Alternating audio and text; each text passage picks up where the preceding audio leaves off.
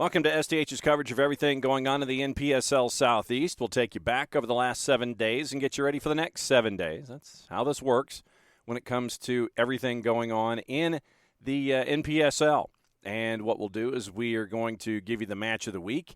And in addition to the match of the week, we will lay everything out for you and hear from some of the coaches as everyone is chasing after those top 4 spots in the Southeast and getting ready for a postseason push. So let's take you back over the last 7 days and start you with the activity that was in the week of June 3rd. Remember, Greenville and Port City had a 6-goal thriller. That one was back on Wednesday the 5th. That got that particular week started. Then, wasting no time, it's our match of the week. It is from Hardin Valley Academy and Hawk Stadium, 865 Alliance, hosting Apotheos FC. Here's your highlights, courtesy of our friends at 865 Alliance, their own selves, and the NPSL. As 865 just playing smooth. Rodriguez here on the right wing now, looking for, he's going to drop it back to King. King switches all the way to Hans. Here comes King again. Rodriguez wants it. Going to bypass him back to Rivas. King out of the back now to Rivas. Oh, nice little touch there to Hackenberg. That was skillful. Ball served in. Here's a chance for Rivas. Left-footed shot. That should be a handball, and it is! 865 Alliance with an opportunity to take a 1-0 lead. Several guys, looks like they're politicking for the PK to take it. But Sullins, Andy Sullins, the FC Alliance product, moved on to the MLS Academy, made the club proud, moved on to the ACC for college soccer, plays for Virginia Tech, has a chance to give 865 Alliance a 1-0 lead. Rivas with the shot, Apotheos with the handball, Sullins with a chance for the lead. Good! 865 Alliance has taken a 1-0 lead. Andy Sullins buries it. And we are 1-0. They only lost to the Chattanooga Red Wolves 1-0. As Apotheos has gotten in. As this is an opportunity. And Apotheos has a chance to tie it here. And they do. Very skillful play up top. As a defensive mistake by 865 Alliance and a cool, calm, collected play. As we are, just in full disclosure here, their numbers are very faded yellow. So, and we're looking at the sun, so it's hard for us to see all the numbers. Once the sun goes down, we'll do a better job of recognizing the Apotheos players. But that was Tanaka, Kodai Tanaka, who scored for Apotheos. And, man, a lot of credit to him is that he never panicked. Foul again, but there's no call, and it is. As 865 now, a free kick from, it'll be about 34 yards out.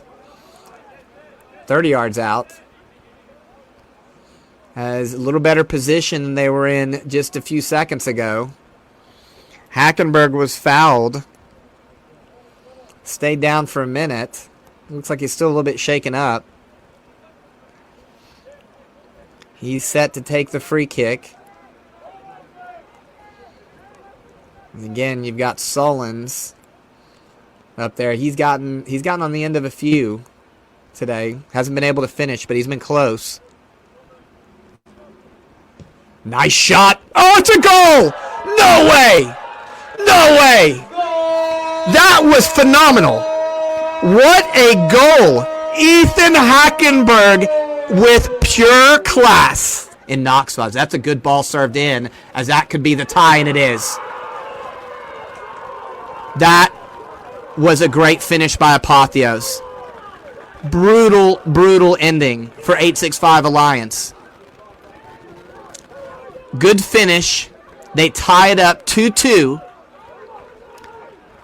Great play by Apotheos. Nothing but credit to them as they tied the game 2-2 on a second calm, cool, collected finish. That said, 865 Alliance still been a fantastic effort on their part. So a goal later than late salvages a point for Apotheos on the road. We will hear from head coach Jonny Mercado coming up in just a little bit. The other action that happened on June 8th, Charlottetown Hops, winners at home at the CSA Ortho Carolina Sportsplex against the Bristol Rhythm. We will hear from the front office of Bristol coming up in just a little bit, as we traditionally do. And then Greenville had the quick turn from the home match that they had at John Paul II Catholic to travel to Boone, North Carolina to take on App FC at Ted Mackerel. That one was a 1-1 draw, and we will hear from Dale Parker, the head coach at App FC, coming up in just a little bit. So that sets us up for the standings and how it currently is in the Southeast. So after this particular match week, Hickory 4-0-1. They have the one draw on the season, and when we catch up with Carlos Rubio, we've been catching up with him in past weeks. He's still not pleased over the fact that he only got the 1 point in the draw instead of the 3 points in the win. Right now, Hickory is at the top of the table after 5 matches, averaging 2.6 points per match. App FC is second with a record of 3-0-2, but in those 5 matches, once again averaging 2.2 points per match. Then 3 and 4 right next to each other, and there is a bit of separation from the other half of the conference. Apotheos has played one more match. They're 3-1-2, and they have 11 points on the season, but because they played that extra match right now, they are at a points per game average of 1.83, slightly higher than the 1.80 of Charlottetown Hops, who is 3 wins and 2 losses on the year. Or 3 wins and 2 draws on the year. No losses so far for Hops, as they have only given up 3 goals in their 5 matches so far this season. So Hops right now, match in hand. App FC and Hickory, all matches in hand with Apotheos. And like I said, we get into that discussion with Jonny Mercado of Apotheos coming up in just a little bit. So 3 wins, 2 losses for Hops. Right now they're in 4th with a 1.8 points per match average.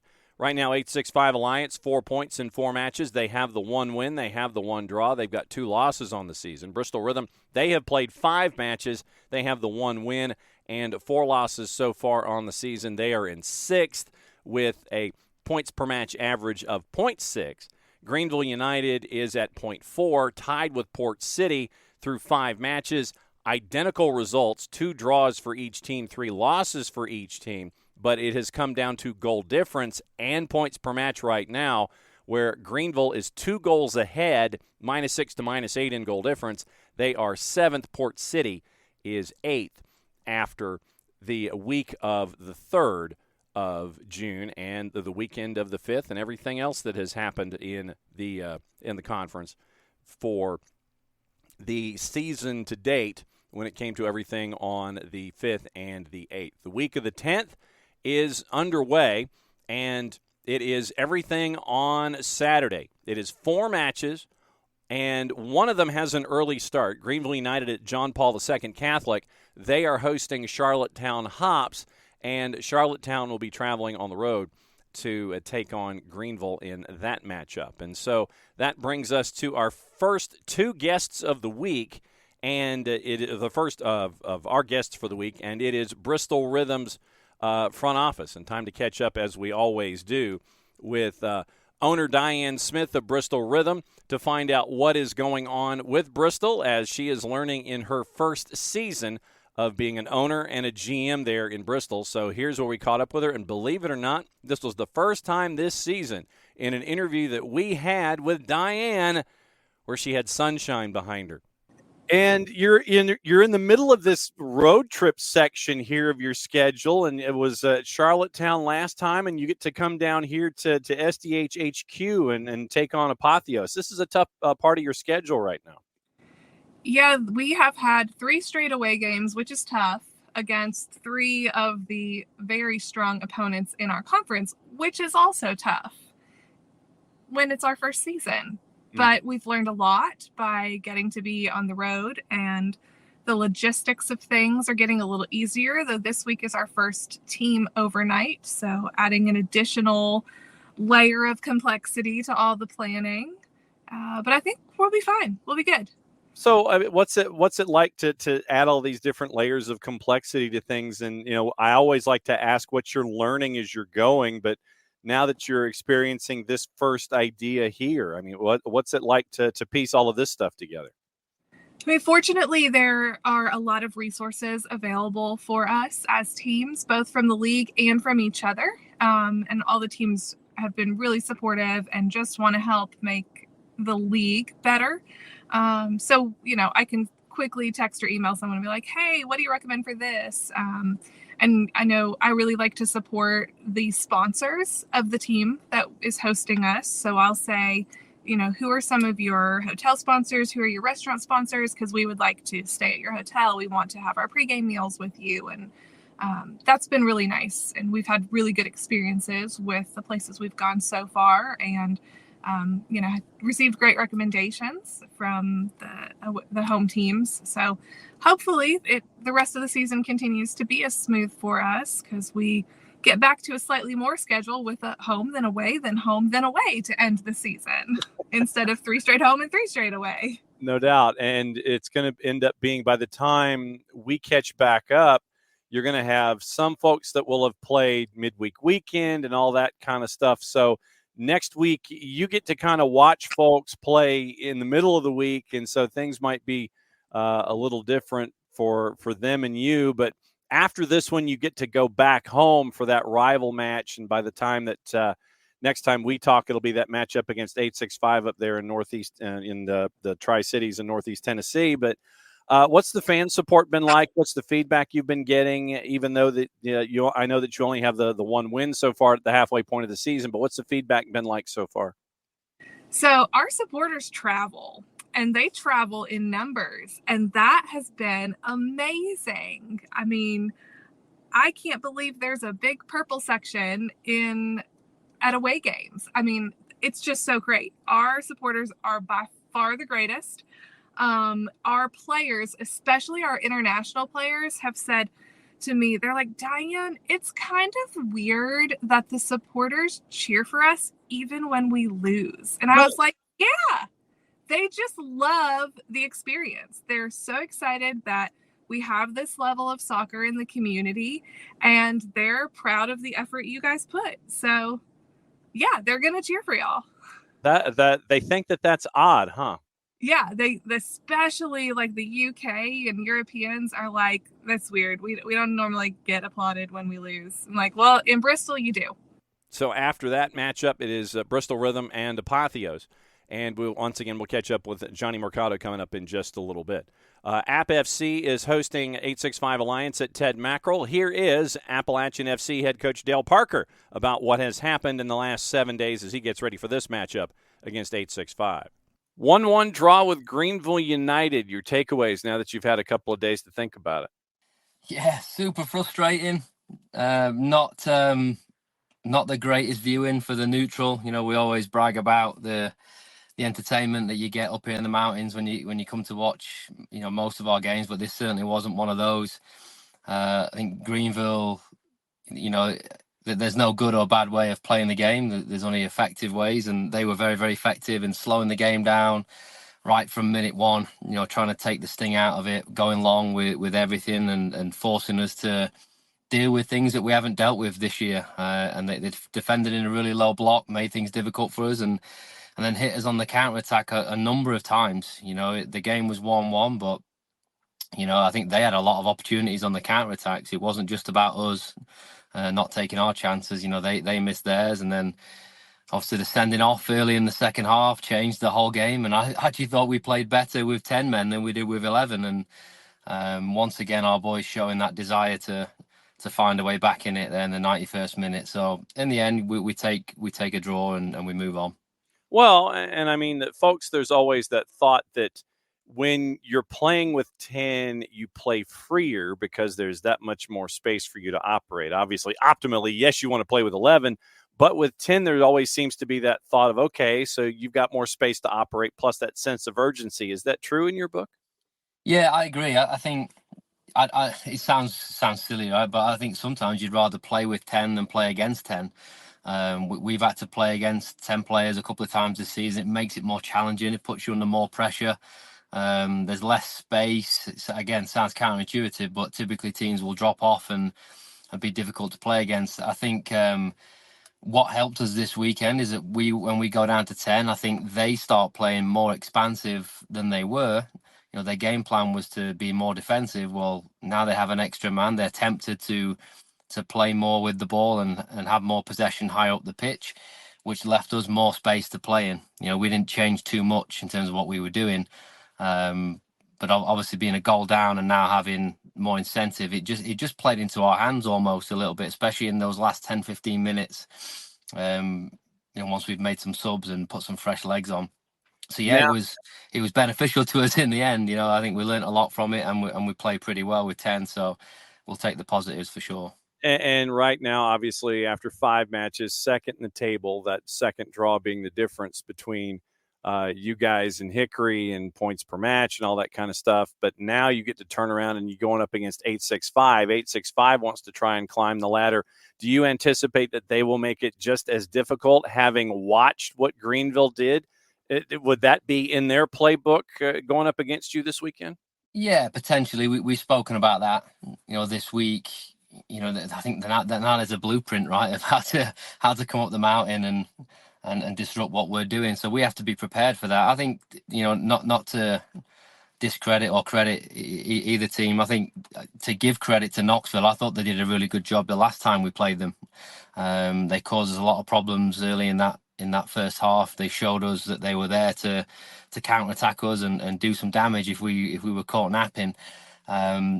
And although we played well that night, I think them going down to 10 definitely affected that game as well. So, we're under no illusion that they're going to come up there. They're going to have their own game plan, but they probably watched what happened this past weekend and realised that we can falter when teams do certain things, and it's up to us now to eradicate it. But understand that they are going to be a different threat. They're a really good side. I thought they played very, very well against Apotheos this past weekend. Really unlucky not to win that one. And like you just said they're on the verge now of getting into a playoff spot. So we have to be ready that they're going to come up here and try and get as many points as possible. They're not going to come here and lie down. They're a good team, and we've got to be prepared for sure. And as promised, our bit of an in-depth conversation with Jonny Mercado, the head coach at Apotheos, as they get ready at Silverbacks Park for their call as Bristol Rhythm hits the road one more time. So now that you've had a couple days to kind of look back at what went down last week, what sticks in your mind as you're getting ready for yet another big stretch run? All on my mind right now is obviously the 3 points, and to not be complacent or content with the result that we had against Bristol last game. They're a strong team. We showed up very, prepared, ready for whatever they were going to throw at us. The pitch was a factor, but we adjusted quickly to it. But on any given day, this game could be both beautiful and cruel at the same time. And if we do not show up with the right mentality, treating this as a new game, a fresh game, we need to be prepared for the unexpected. You know what I mean? So we're going into this game hungry, humble, but aiming for 3 points. And we're going to spread that mentality out to the rest of the team. So what did you learn about yourself in that 2-2 draw up there at 865 from last weekend? I've told my boys I do not want to be known as a team that gets switched off quick, just because we get some pressure thrown down us. We are a team though that responds, and I respect my boys very heavily for that, because it's not every day you see teams that usually when you get scored on, it could be a a punch in the gut, but our boys are very strong-willed. They have tough skin. They get right back up and get playing. And myself with Coach Joel and Coach Allen, I think all across the board with our experience in this game, we've really preached that to these boys to always keep that mentality. And last but not least, like I said, just to adapt and adjust to these teams, because once again, NPSL, I feel like people don't really give it the credit that it deserves, because we got teams out here that they're trying to play ball like football, like the way a proper way to play it, and it's made us have to really like, sit tight and, play to our identity as well, which is, pass and move, playing smart, breaking lines, recycling the ball, hitting everybody on the ball. But like I said, there was a lot of lessons learned in that last game. Mad respect to 865 Alliance. And now we're just all headstrong, ready for Bristol. And at the same time, you've played one more match than everybody else. Everybody else around you's got a match in hand. So that means that you've got to focus on getting 3 points each and every time out, because it's that much more important since you're ahead of them chasing the end of the regular season. Yes. That's literally all myself and my coaching staff have told her. We tell that before we get on the bus, before we get into the locker room, we're always telling ourselves, guys, 3 points, 3 points, 3 points. We must win now. We're not trying to rely on statistics and goal differential and all. If they win and they got to lose, like, we want to treat each game separately, treat it uniquely. And, Bristol's going to come hungry, just because they're playing away does not guarantee us any result. We have to show up and come just as hungry, if not more, but at the same time being humble. So yeah, brother, it's that having that extra game, it kind of puts a pressure on us. But once again, these boys have proven that, throw anything at us, we'll take it, but at the same time we're going to respond. You know what I mean? Not react, but respond. Then that sets up the last matchup of the week, and it's at Moretz, where Hickory FC is hosting Port City. And as always, when we catch up with Hickory FC, we get to catch up with head coach Carlos Rubio. So how was the off week? Good. It was extremely good for what we've seen this week in training. The boys came flying on Monday. They came. It seemed rejuvenated. So training has been great this week. So I'm glad they had that weekend off. Yeah, and I mean, that was one of the things that I know is a concern, is how do they respond when it comes to coming in off a bye? Do they come in a little slow, a little sluggish? Do they come in like they've been ready and rested? And so it was the second one and not the first one, huh? Yeah. Training has been great. Now I'll be able to answer that next week after I see how they respond on Saturday. But how they've been training, we've been extremely pleased. So no complaints there. All right, so Port City's coming to town, and you've got a team that is last time out when they played, it was up against Greenville, and they put a lot of goals on the board. When you look at Greenville, I mean, which version of them are you looking at? The one that drew App? The Greenville drew App after that. So Port City, which version of Port City are you looking at? The one that lost to 865 at home, or the one that scored 3 on the road in Greenville? Yeah, I mean, we've seen them be very successful on the road. We compared to the game that they gave us here, where we seem in control, but then watching the game back, we allowed them to be on the game. They did enough to be on the game. They deserve to be on the game, and they deserve the point that they got from us on that day. So we need to be extremely respectful to that team and take it as a final. They're not gonna come here to gift us anything. They're gonna come here to try to get the 3 points. So we gotta approach this game the same way that we approached Greenville 2 weeks ago. When you look at the standings, I mean, right now, obviously, you're on top, and it goes by the whole points per match average and math and all those kinds of things. You know, it's 2.6 in 5, and fortunately for you right now, you're on top. Apotheos has played one more match than you have, and so they have a little bit of added pressure on themselves. But for you, it's a different kind of pressure because of everyone that's around you and the number of matches that you've played, while those behind you are still trying to play catch-up. Yeah, I mean, we've done our job, and we continue to. That's the only thing that we can control. One game at a time, one final at a time. That's our part. And we can concern of what the rest of the league are going to do. We just can't take care of business on our end. So we'll do that this weekend against Port City, and then we'll start thinking about big matchups in Charlotte and up next week. But they're very good teams. All the teams are fighting for a lot, so every game counts just as much as the other. So excited to see the next few weeks. You mentioned, having to get through this one, and then you end up with 2 matches in 4 days. Mm-hmm. How much concern is that for you right now, or is it I'm just going to focus on this one with Port City, knowing that I'm playing basically 3 matches in 8 days? How do you approach 3 matches in 8 days coming off a bye week? Yeah, I mean, these boys are used to, due to the college and the nature of the college system, to play multiple games within 7 days. So their boys are used to, they know how to mentally prepare for those demands. But we cannot move to Wednesday without Saturday. So we don't want to start thinking about Charlotte or up. We only focusing on Port City. Put the best 11 to win that day. Put the best 18 on the roster to win on that day. And then we'll concern ourselves with Charlotte and then up on that order after we get the result that we won on Saturday. So that lays it all out for you in the NPSL in the Southeast. We do have a couple of midweek matches. The week of the 17th, next week, before we see you next time and you get to catch up with us, you've got 2 midweek matches that will be important in the grand scheme of things as folks catch up on the number of matches they've played. Wednesday night, 7 o'clock, both matches. Hardin Valley Academy in Hawk Stadium, 865 Alliance hosting Greenville United. And at Moretz, Hickory on the quick turn will have played 3 matches in a week to get caught up with everybody else. It'll be Wednesday the 19th at Moretz as Hops comes to town after the match that we talk about, where they on the weekend get Port City.